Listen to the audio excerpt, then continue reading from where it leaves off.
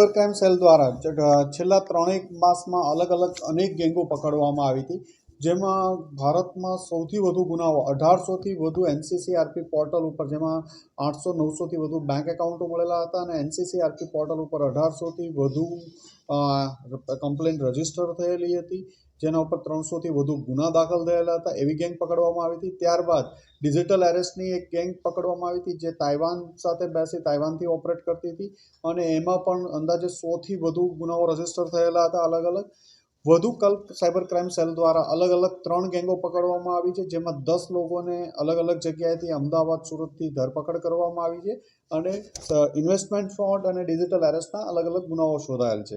સૌપ્રથમ આપણે વાત કરીએ તો સુરતના એક 61 વર્ષના જે રિટાયર્ડ કાકા છે, એમને આ લોકોએ વોટ્સએપથી કોન્ટેક્ટ કરવામાં આવ્યો હતો અને તમારા આધાર કાર્ડના આધારે બોગસ સિમ ઇસ્યુ થયું છે અને આ સિમના આધારે અલગ અલગ ટ્રાન્ઝેક્શનો બેંકોમાં એકાઉન્ટ ખોલ્યા છે અને ટ્રાન્ઝેક્શન થયા.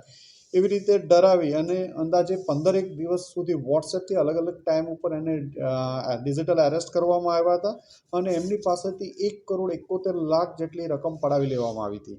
આ ગુનાની તપાસ દરમિયાન સુરત સાયબર ક્રાઇમ સેલ દ્વારા એક મુકેશ પટેલ અને મેહુલ પટેલ, આ બંનેને અમદાવાદથી ધરપકડ કરવામાં આવી છે.